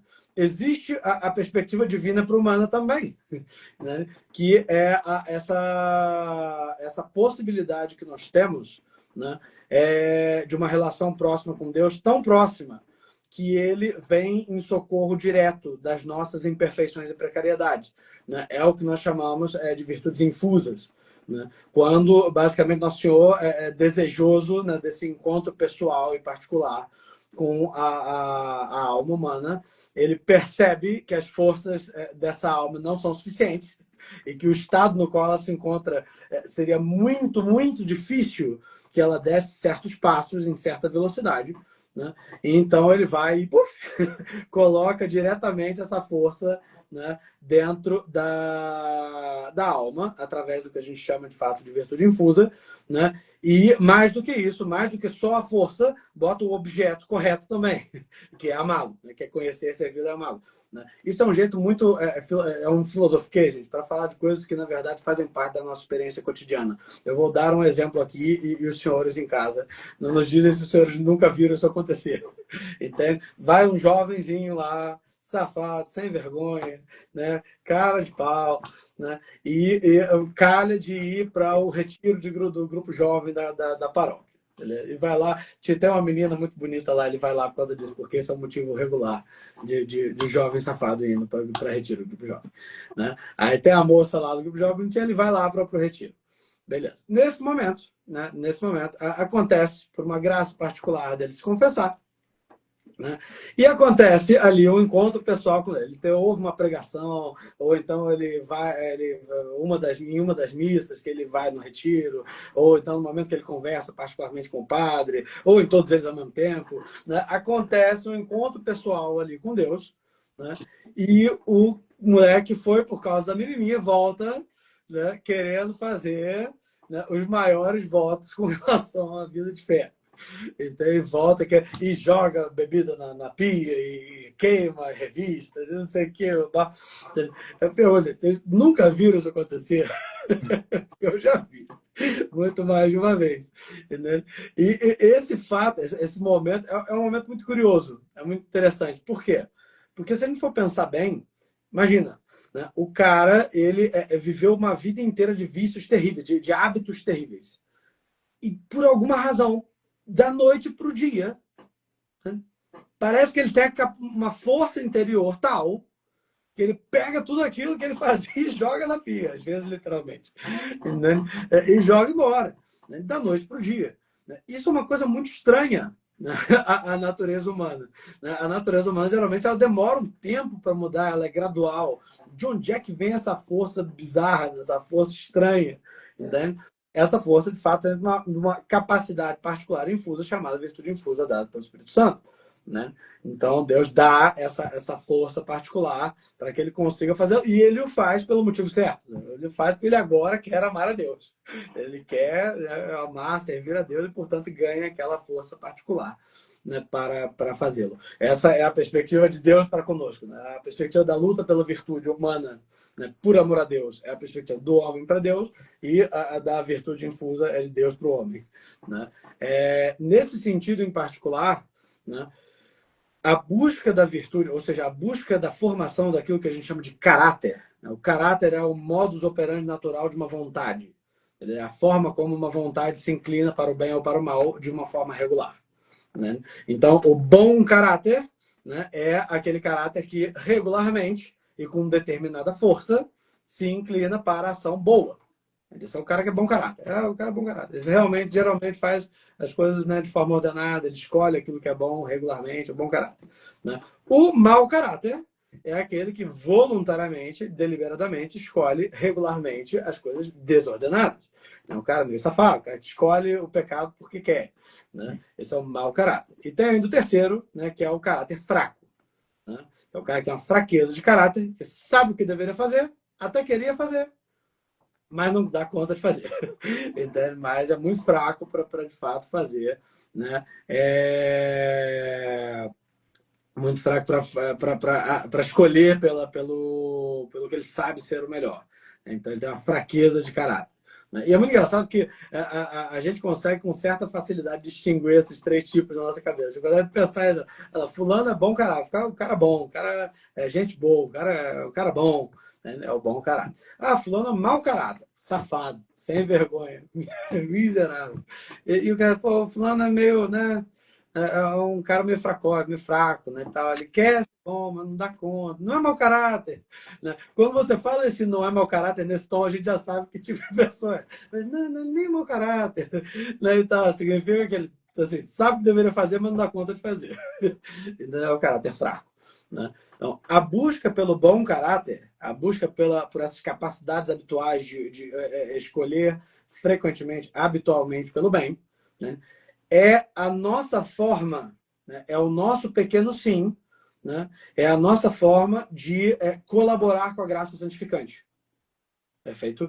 Né? É a nossa forma de dizer sim a Deus. É como nós recebendo essa capacidade, recebendo essas graças particulares, percebendo esse desejo de Deus de relacionarmos conosco, né? Nós temos de falar assim, Senhor, eu quero. Tudo que eu puder fazer, por mais que seja pouca coisa, eu sei que o Senhor vai fazer muito mais, eu sei que o Senhor vai fazer o 99,999%, mas se eu tenho 0,001% para fazer, eu quero.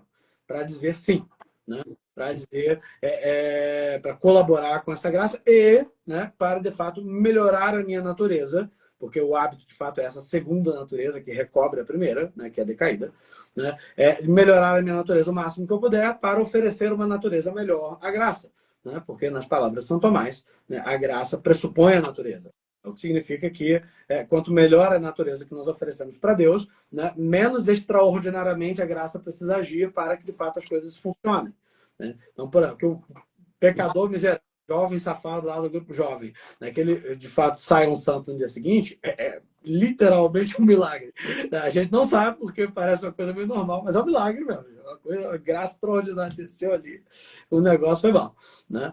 Que uma pessoa que já tem certos hábitos bons, né, certas virtudes, tem certos princípios, os princípios eles são pontos particularmente importantes para as virtudes, né? Tem certos princípios, né? Que ele haja bem com o auxílio da graça é a forma natural, é a forma ordinária da graça santificante. É a forma como nós deveríamos viver normalmente. Gente. Nós fomos feitos para isso. Nós fomos feitos para caminhar com Deus no jardim. A gente foi feito para ser amigo de Deus. A forma normal da graça é justamente essa potencialização, essa integração orgânica com as nossas virtudes particulares. Né? Então, o desejar entregar o melhor possível para Deus, né? E dificultar menos o mínimo possível a ação da graça, o desejar, de fato, dificultar cada vez mais a ação do pecado, né? Colocar empecilhos, né? Bloqueios para que a gente, de fato, não desagrade a Deus. Essa é a forma da nossa vontade a sentir com a graça divina, né? Com a graça santificante. E é a nossa pequena colaboração, sem a qual, de fato, né, curiosamente, né, por mais que de fato, essa é o meio termo importantíssimo da doutrina católica, né? É impossível se salvar sem a graça, mas é necessário colaborar com ela. Né? Precisa ter até os dois. Né? Santo Agostinho, que é o doutor da graça, que fala justamente que sem a graça é impossível salvar-se. Né? Combatia, inclusive, Pelágio, que dizia o contrário. né, que falava que sozinho a gente dava conta de no muque ganhar o céu no tapa, né? O mesmo Santo Agostinho, né, vai falar, né, Deus com criava e tecineter não salvava e tecineter, né? Vai falar, Deus que te criou sem ti, né, não te salvará sem ti, né? Ele requer, exato, ele requer. A metáfora que eu gosto mais de usar, né, que é uma metáfora falha, como qualquer metáfora utilizada para com Deus, né, porque Deus excede as nossas imagens de uma forma difícil de consertar. Mas a metáfora que eu gosto de usar é a do bote salva-vidas, né? Então, você está lá se afogando, né, e vem uma guarda costeira, bote salva-vidas e tal, joga na água aquela boinha e não sei o que e tal. Pronto, beleza. Se você for salvo nessa situação, quem te salvou? Foi o guarda. Foi agora que você foi o barco te salvou. Beleza. Agora, se você se recusar a segurar a bendita da boia, se você recusar, você só tem uma pequena tarefa, agarrar essa boia. Ela não quer. Empurra a boia para o lado. Entende? E acaba se afogando. De quem é a culpa? É sua. Entende? Então, a metáfora que eu gosto de dar é essa. Né? Então, por mais que, de fato, quem vai nos salvar de fato a graça, existem pequenas ações, pequenos sims, né? Que são necessários da nossa parte. Né? E a busca, de fato, combate dos vícios, a busca, de fato, do exercício das boas virtudes, né? É a nossa forma de colaborar com ela, não sim. A gente falar que a gente, de fato, quer isso e, de fato, não quer ofender a Deus, não quer, de fato, se afastar dele de forma alguma. Esse exercício é importante. Nesse sentido, como, né, a formação do caráter, a busca das virtudes, a ordenação dos nossos vícios, ela é essa parte indispensável, fundamental, não só para a nossa salvação. Se fosse só para a salvação, já era o suficiente. Já era bastante para a gente se esforçar bastante nisso aí, porque eu tenho a impressão de que o inferno não deve ser legal, mas não deve ser muito agradável, se puder evitar. Né? Mas não só isso. Né? Por quê? Porque a graça santificante ela não serve apenas para a nossa salvação. Né? O desejo de Deus para nós não é apenas que nós nos salvamos no fim da vida. O desejo de Deus para nós é que nós também vivamos vidas excelentes e excepcionais aqui na Terra já. Né? É por isso, inclusive, que ele tem para cada um de nós, né, um papel exclusivo e indispensável dentro do projeto salvífico. Tem um personagem, né, separado especificamente para nós na história da salvação. Tem um personagem principal, uma coisa assim interessantíssima, que é o que a gente chama tradicionalmente de vocação. Né? Então, esse chamado, essa forma de viver a nossa vida, né, de uma forma a colaborar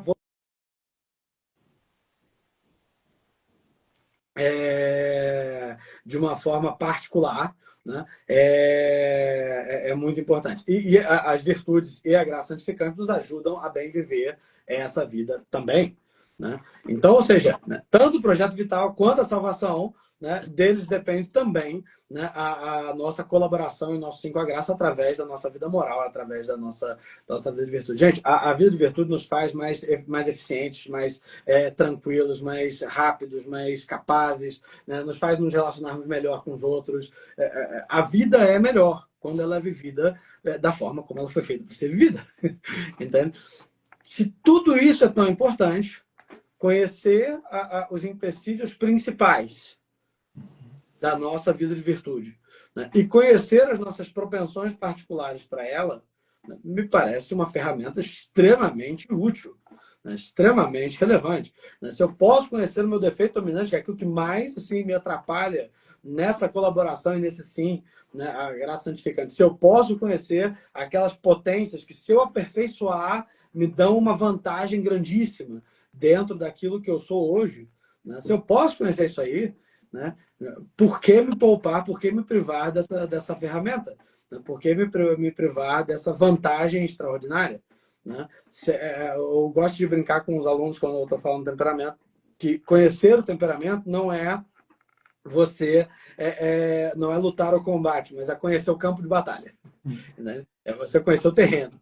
Você conhecer onde você está lidando para você dispor as suas tropas melhor.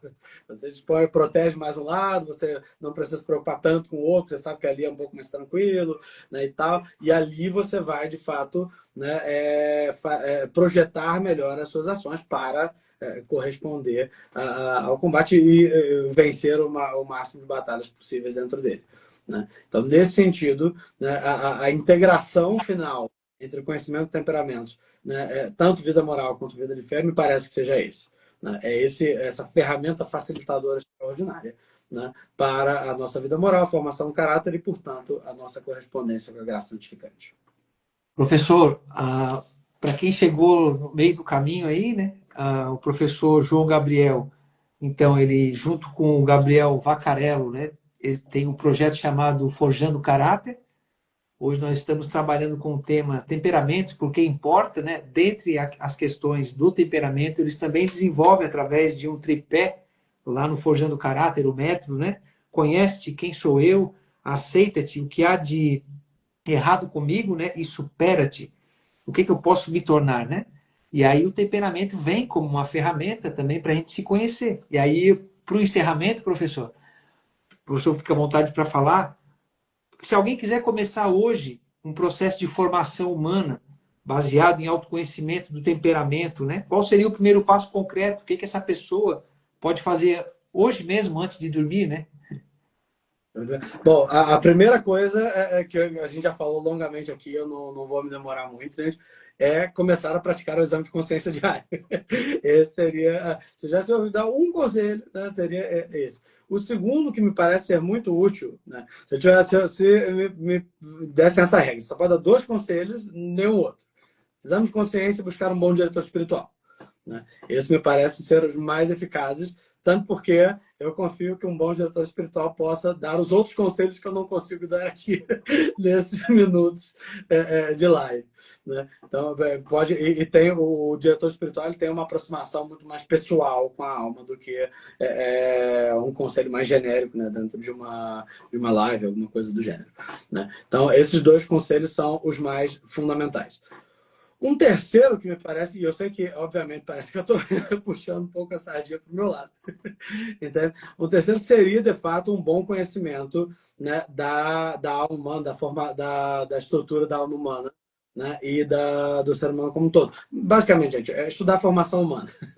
Estudar, de fato, o que é estudar a formação humana? O que nós chamamos de formação humana? Conhecimento do ser humano, né, conhecimento das estruturas humanas, conhecimento dos problemas, né, que chamamos particularmente de vícios, conhecimento da dinâmica dos vícios principais, dos vícios capitais, conhecimento dessa parte que é o conhece, né, é o aceita-te, né, e o terceiro seria, de fato, um conhecimento um pouco mais aprofundado sobre a ética das virtudes, né, que, de fato, assim, me parece ser uma solução tão eficiente e que me dói muito que as pessoas não conheçam mais. A prática da virtude, gente, ela é muito mais racional e concreta do que as pessoas creem que seja. Uma das maiores dores que eu tenho no meu trabalho é justamente o quão vilipendiada a palavra virtude foi nos últimos séculos. E, infelizmente, sinto dizer, e eu não estou com isso fazendo acusação para absolutamente ninguém, tá, gente? E eu sei que a maioria das pessoas o fez na maior das boas vontades. Né? Infelizmente, me parece, né, a maior depredação da palavra virtude vem justamente de pessoas que estão querendo difundi-la. Entende? Eu sempre dou um exemplo e assim, não estou atacando essas pessoas, pelo amor de Deus, gente, eu sei o valor que essas pessoas têm, entende? Mas daquela boa pedagoga ou daquela boa catequista que aí quer falar da virtude como se a virtude fosse uma coisa fofinha, como se fosse... eu tive uma catequista uma vez, quando eu era mais novo, que dizia que a virtude é uma pedrinha de ouro numa coroinha do céu e não sei o quê, e assim, que não só está equivocado, como não gera impacto nenhum no desejo da alma de buscar essa coisa. Parece uma coisa super abstrata, parece uma coisa super adicional, uma estrelinha a mais que vai ganhar. Então, isso não faz ninguém querer mudar de vida. Entende? Na verdade, a virtude, ela, além de ter né, um critério racional facílimo de perceber na maioria dos casos, né, facílimo de distinguir, né, ações práticas extremamente concretas. Né. Além de tudo isso, né, virtude é nós voltarmos para o zero. É nós voltarmos para o funcionamento mínimo da nossa natureza. É nós sermos aquilo que nós fomos feitos para ser. O que as pessoas não entendem é isso aqui. Viver uma vida que não vive as virtudes, que não vive virtudes. Né? É viver uma vida sub-humana. É uma vida abaixo daquilo que a vida humana foi feita para ser vivida.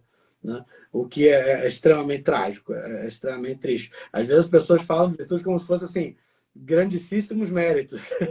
Ah, virtude e tal. O que pouca gente sabe é isso. É que, na verdade, primeiro, né, existe uma gradação, uma gradalidade dentro das virtudes. Né? Existe o que a gente chama de virtude mínima e existe o que a gente chama de virtude heróica. Né? A virtude heróica, de fato, carrega em si certo mérito, né? Dependendo de como... E as distinções entre elas são bastante fáceis de distinguir racionalmente também. Mas existe essa distinção. Agora, a virtude mínima, o nome já diz, é o mínimo. É o zero, assim, era o mínimo que precisava para ser um ser humano funcional.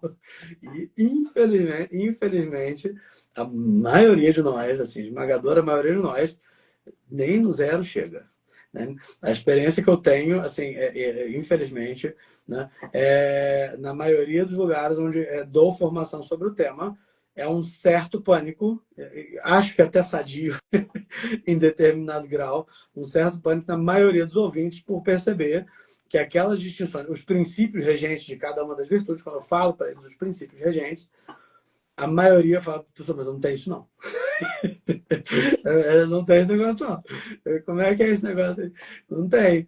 Tá? Pois é. Por quê? Porque a maioria de nós, de fato, assim, está abaixo do zero. A vida de Vicente, a vida de fato desregulada, quando a gente é impressionante, a gente às vezes fala de coisas super simples, né? Autocontrole, controle dos afetos, controle dos impulsos, né? Você não se exceder dentro de determinados prazeres, controlar a língua, controlar certos impulsos violentos, né? Você agir com honestidade, dar a cada um as coisas que lhe são devidas, né? Coisas assim que, se a gente fala em voz alta, são mínimas. Literalmente não fez mais que obrigação e a maioria das pessoas não chega nem nisso. Né? Ou seja, estamos no sub-zero, estamos abaixo do zero, a maioria de nós. Eu, incluso, em muitos aspectos. Né? E por isso, assim, a gravidade do nosso autoconhecimento, do conhecimento das nossas propensões e do nosso direcionamento, né, para chegar pelo menos no zero, né, pelo menos no ok, né, de uma emergência que as pessoas não têm noção. Não só de uma emergência, esse é o aspecto um pouco mais negativo, né, um pouco mais acusatório, digamos assim, mas não só isso, gente. As pessoas não conhecem ainda, né, a tranquilidade, a paz, a eficiência, a produtividade, a boa relação que existe dentro de uma vida bem ordenada. Né? A vida bem ordenada ela é, por sua própria definição, boa. Né? Nós vivemos melhor, nós vivemos vidas mais... eu não gosto de falar essa parte, mas é verdade. Né? Até mais prazerosas. Né? Quando, de fato, todas as coisas estão no seu devido lugar. Né? A vida ela é mais excelente. Aliás, a palavra aletheia, da qual de fato veio a tradução latina virtus, mais tarde a palavra grega, a tradução mais perfeita, mais melhor possível seria de fato excelência. Né? A excelência que é basicamente você ser o melhor possível dentro de determinado campo, dentro de determinada área. Né? Então, esse é de fato assim, o ponto final da formação humana. Né? Obviamente, ela anda junto, né, com a formação espiritual e com a vida de graça, né? Necessariamente, não tem como dissociar uma da outra, mas estudar essas três áreas, né, a estrutura do ser humano, os vícios, as virtudes, né, ajuda a conseguir direcionar racionalmente com mais eficiência, com mais potência, digamos assim, as nossas faculdades e ações para o desenvolvimento desses hábitos em particular. Maravilha. Então, professor, João Gabriel, eu só tenho que te agradecer, mas para encerrar mesmo, assim, eu queria que o professor desse uma última deixa sobre o Forjando o Caráter, porque há cursos que o professor disponibiliza lá, né, de formação humana, e falasse um pouquinho, brevemente, sobre esse mini curso sobre os temperamentos, para quem quiser entrar em contato e acessar, está lá no seu link da bio, né? Ele tem um prazo para ele encerrar? Como é que ele funciona? Perfeitamente, gente. Bom, o Forjando Caráter, gente, como o doutor já falou algumas vezes aqui sobre o nosso projeto, né? Começou de fato comigo, com o professor Gabriel. O professor Gabriel agora, inclusive, né, está em outros projetos. Ele está como formador de um colégio católico excelente, né, em Belo Horizonte. Né? Foi chamado para essa missão e por isso não está tanto conosco agora. Mas a ideia nossa inicial foi justamente a divulgação dessa formação humana, né, de base tomista. E já estamos nesse trabalho já há pelo menos uns 4 anos. Já tem um chãozinho de lá para cá. Né? E tem esse intuito principal dessa, basicamente, de subsídio de formação, especialmente para pais educadores, mas para todo aquele que quer buscar essa formação humana de uma forma um pouco mais prática. Atualmente, a forma principal, né, de formação direta, ou seja, de formação enquanto professor-aluno, né, que nós temos, é a nossa plataforma. Nós temos a plataforma Academia Forjando Caráter, né, que é onde eu concentro basicamente todos os meus cursos, todas as minhas formações, inclusive as formações ao vivo, tanto para adolescentes quanto para os pais. Né? A ideia que a gente tem para a Academia Forjando Caráter é dar uma formação integral, uma formação mais completa possível, né, para a família católica no geral. Né? Família católica, cristão, todo aquele que deseja se ordenar, mas sim, né, que saibam que a plataforma tem uma índole católica principal. Então, vai aparecer catolicismo de vez ou outra. Né? Vez ou outra, diga-se assim, provavelmente em todas as aulas. mas voltada particularmente para essa psicologia e ética das virtudes aristotélico-tomista. Né? Então, lá dentro da academia, nós temos os nossos diversos cursos gravados. Né? Tem um curso, inclusive, para aplicação de formação humana para pais e professores completo. Né? Esse é o maior curso que temos, né? 40 horas, né? Bem grandão. Mas temos também o meu curso ao vivo para os adolescentes de formação humana, que eu tenho a turma dos mais novos e mais velhos. Temos as nossas aulas de literatura, da nosso Clube do Livro da Forja Literária, onde a gente trabalha a formação humana através da literatura, né? E os adolescentes costumam gostar bastante. E agora, né, bom, eu, na verdade, não dei esse spoiler lá no perfil ainda, doutor, mas eu vou então, só para o pessoal aqui do perfil do senhor, eu vou dar esse spoiler. O minicurso, né, que dá essa introdução, basicamente, um pouco mais alongada, né, porque são 4 aulas, mas o minicurso ele é a primeira introdução. E agora, na quinta-feira, nós estaremos disponibilizando o curso de temperamentos e formação da afetividade, né? Tanto na plataforma quanto individual, embora eu recomendo que eu faça dentro da plataforma. Quem está dentro da plataforma ganha todos os cursos assim que eles aparecem. Né? E também vamos ter o lançamento do quarto volume, do quinto volume da minha coleção de livros digitais, que é a coleção Forja, né? Que nos seus 4 primeiros volumes trata das primeiras 4 estruturas, né? Então, nós temos a forja do corpo, a forja dos sentidos, a forja do imaginário e a forja dos sentimentos. Né? Aí agora vem a forja dos temperamentos, que vai ser lançado junto com o curso sobre temperamentos e afetividade. Né? Então, a gente vai ter essas duas coisas. Né? Vai ter o livro, né? Vai ter o livro digital que faz essa abordagem dos temperamentos mais voltado para a formação moral, mais voltado para o combate, especificamente para o combate do defeito dominante, identificação e combate das tendências do defeito dominante, né?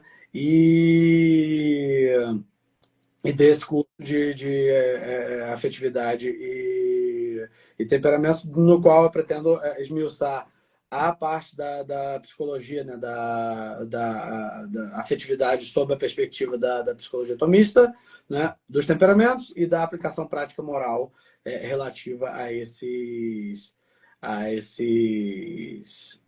tópicos, né, a esses assuntos. Então, vai estar disponível.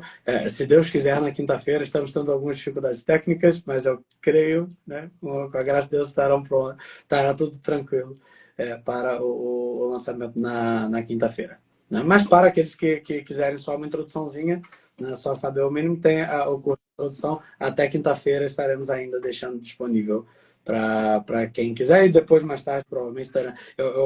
Sendo muito franco, professor, eu não, eu não sou muito bom nessa questão do marketing. Então, você gosta, é só até quinta-feira, depois nunca mais vai ter. Eu não faço isso. Então, porque não quero. Mas, então, vai ter depois o mini curso para quem quiser, disponível em outras fontes. Não fiquem desesperados para quinta-feira. Lá no YouTube, né? Professor, tem um canal no YouTube também, professor? Temos. Ele está parado há algum tempo, na verdade. Aham. Então, eu não tenho colocado muita coisa lá por causa justamente da quantidade de trabalho que a gente tem tido nesse momento com a plataforma, né, com as aulas da plataforma e com o próprio perfil, né?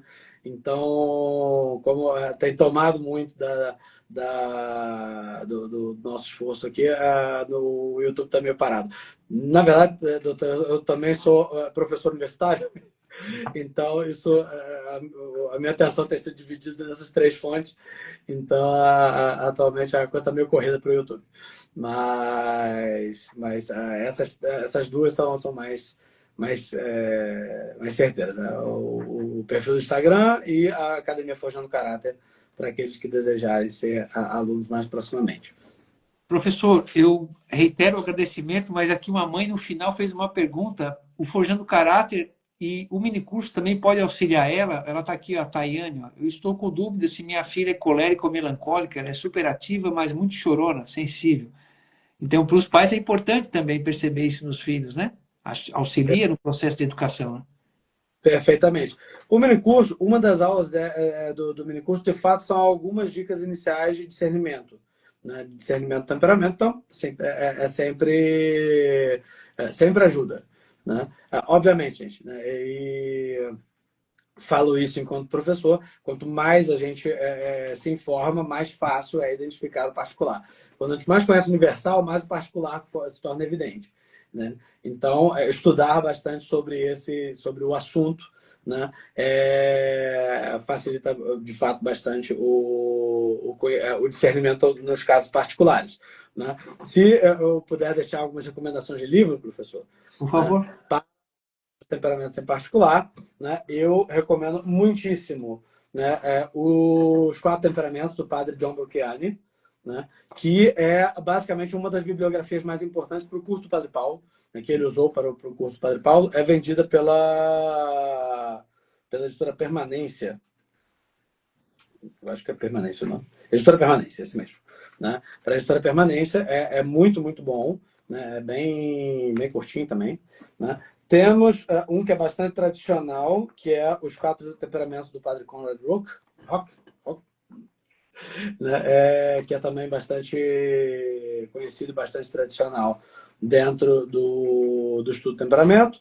Nós temos o Temperamento que Deus lhe deu, dos Bennett, que é o que o doutor tinha mencionado anteriormente, né? Que é bastante bom também. Na Teologia da Perfeição Cristã, do padre Antônio Roy Marim, nós temos uma parte específica sobre os temperamentos, a sua ligação com a vida espiritual e com a vida moral. Então, recomendo muito isso também. É um dos maiores teólogos de ascética e mística que nós temos. Né? Faz parte dos três principais, né? O Roy Marim é um deles. Então, recomendo bastante. No livro das Três Idades da Vida Interior, do Garrigou Lagrange, né? Nós temos a parte do defeito dominante muito bem explicada também, ligada aos vícios. Então, também recomendo. No volume 1 nós temos. Muito interessante de se ler também. E mais? No Catecismo da Educação, do Bethlehem. eu sempre erro a pronúncia do nome dele. É o René Bethlen. Né? Bethlen. O René Bethlen também tem uma parte específica sobre o discernimento dos temperamentos. Sobre isso eu faço uma pequena ressalva, gente. O Abad ele coloca algumas coisas sobre traços físicos e que coléricos tem uma cor de cabelo mais frequente e tal. esse ponto, de fato, não está muito preciso. A parte moral e afetiva está legal. A parte das características físicas, sinceramente, não sei de onde tirou, porque nenhum outro autor fala disso. Tem algumas coisas que o Abad fala que ele certamente tirou do Rui Marim, né? Porque estão escritas quase da mesma forma, inclusive. Né? Mas, então, as fontes dele são boas, mas essa parte física eu não faço ideia de onde ele tirou. E não é excelente. Né? Somado a esses livros em particular, né, um bom conhecimento, né, do mínimo da psicologia atomista, né, da forma do funcionamento dos afetos, né, é útil também para a gente entender. Tem alguns termos que são usados dentro dos temperamentos que, se a gente não conhece um pouquinho sobre a afetividade, sob a perspectiva atomista, eles não fazem tanto sentido. A começar por irascível e concupiscível. Quer dizer, o menor sentido se a gente não souber o que é. Né? Então, algum grau de conhecimento nesse campo é interessante também. Eu sei que, falando assim, parece assim, um negócio do arco da velha, que é muito longo, uma vida inteira de estudo e tal. E, de fato, para saber com um certo grau de profundidade, né, requer, de fato, um estudo bastante longo. Esses livros que eu estou mencionando para os senhores são algumas das bibliografias que eu usei para a Forja dos Temperamentos e o curso. Né?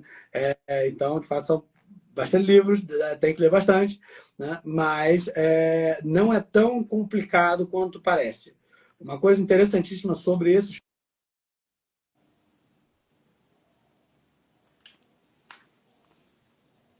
O iPhone está avisando para mim que só tem 10% de bateria.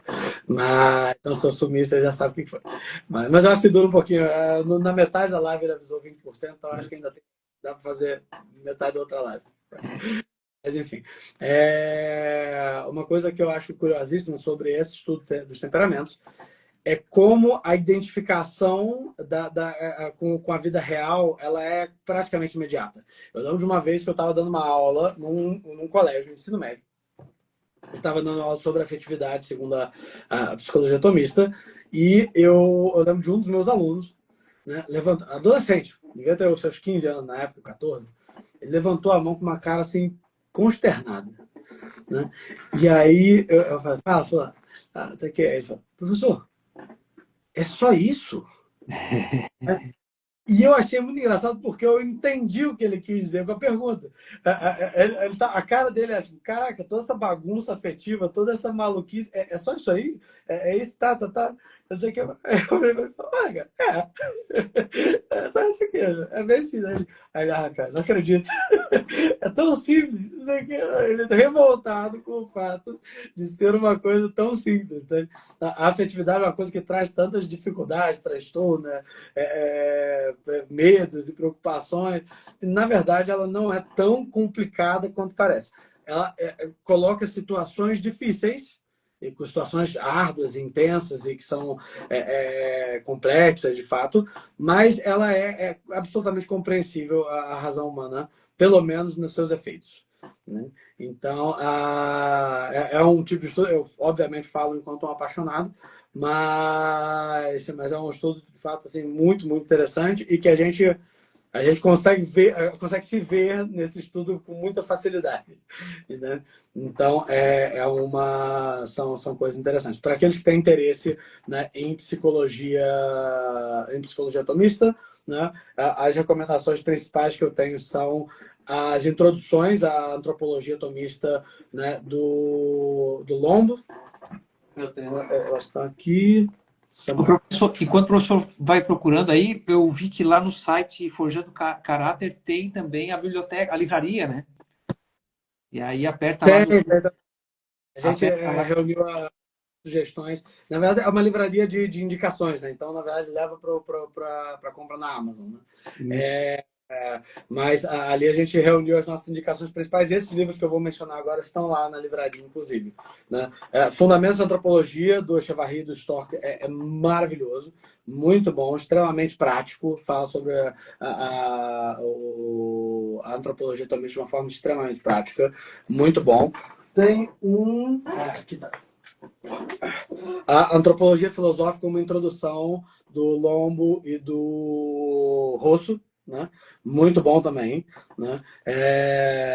Esse aqui é mais manualístico, é mais técnico. Ele não é técnico no sentido de complexo, mas ele é mais para tal estrutura é essa, tal estrutura é essa. Esse aqui é um pouco mais vivencial, né? Ele fala um pouco das vivências, como isso interfere na vida humana, faz reflexões. Esse aqui é um pouco mais prático, né? E para quem for muito radical nos seus estudos, né? A introdução à filosofia de São Tomás do Henrique Dominique Gardel, volume 2, né, na parte da psicologia. Né? Esse é o mais profundo que eu conheço. Ele é muito legal, né, muito bom para a antropologia tomista, né, mas esse aqui é mais filosofiquez mesmo. Esse aqui é mais assim, estudo mais punk, né? Mas muito legal também. Ô, professor, aquele do Brennan lá, da psicologia atomista, que foi lançado recentemente pela Auster, eu acho que é, ele não é bom, aquele? Eu vou confessar para o senhor que esse não chegou nas minhas mãos ainda. Acho que é o que é psicologia atomista, ou conhecendo a Esse, psicologia atomista. sim, esse eu não cheguei a ler, então não posso dar uma opinião ainda. E outra Mas um que questão. eu posso, sim, que eu posso, embora de fato, né, os editores dele tenham se envolvido com certas polêmicas recentemente, mas o livro é muito bom, não importa de que lado da polêmica se esteja. Né? Então, é a praxis da psicologia atomista do outro Echevarria, do Martin Echevarria. Né? O primeiro que eu mostrei é do Javier Echevarria. Né? Do Bosco. Segundo do Martin, do Dr. Martin Echevarria. O Dr. Martin Echevarria é um dos maiores psicólogos tomistas que existem, assim, ele é fantástico. E esse aqui, meus amigos, é inacreditável. É muito bom. Muito bom. Ele é mais denso, ele é maior, ele trata mais sobre questões de afetividade, ligação com os vícios, ligação com as faculdades espirituais. Esse aqui, nota 1000. Muito bom mesmo. É bem legal, super recomendo. E é de uma precisão tomista, assim, muito boa, né? Fantástica. Um dos maiores intérpretes que eu conheço da psicologia tomista. Os outros, esse que o senhor mencionou, de fato, eu não li ainda. Mas esses aqui são as minhas recomendações. Sem querer ser marqueteiro, para aqueles que quiserem a minha versão condensada. Né? Isso, eu ia perguntar. Exato. Né? Na quinta-feira estará disponível lá no perfil, né? As formas de adquirir tanto o curso quanto a forja dos temperamentos, que é esse apanhado mais denso, né? que eu tenho preparado para os nossos alunos, né? Tanto para o pessoal da academia quanto para os externos, mas é basicamente isso. Então, Ô, quinta-feira. professor, aí esse da Forja abre lá numa página do Hotmart, eu não sei onde é que o professor cadastrou, que é o digital, né? O livro. Sim. Tanto os cursos quanto os meus livros, né, os livros digitais, eles são pela Hotmart. Uhum. São pelo nosso perfil lá da Hotmart. Né? Infelizmente, não temos a versão impressa dos livros ainda. Né? O processo editorial é bastante caro. Mas temos o desejo, quem sabe um dia. Mas, a princípio, só temos a versão digital. Né? Mas tem suas vantagens. Né? Pode levar para qualquer lugar, pode ler no celular. Então, existem vantagens e desvantagens. Eu gosto mais de livros físicos, mas, por enquanto, temos só o digital. É isso então, pessoal. Os costureiros e costureiras da alma que estiveram conosco aí nesta noite, né? Hoje, dia 7 de dezembro, com o professor João Gabriel, professor de filosofia, também professor especialista em formação humana. Não deixe de acompanhar o perfil do professor, que é forjando.caráter. Lá vocês vão ter essas informações sobre o minicurso, né? Que está disponível gratuito, sobre os temperamentos, identificando o temperamento, o que é o temperamento, né? E são mais 2 aulas, né? São 4, não me recordo agora o título das 4 aulas. Então, o que são os temperamentos, como identificar, né, dicas para identificação, a importância dos temperamentos.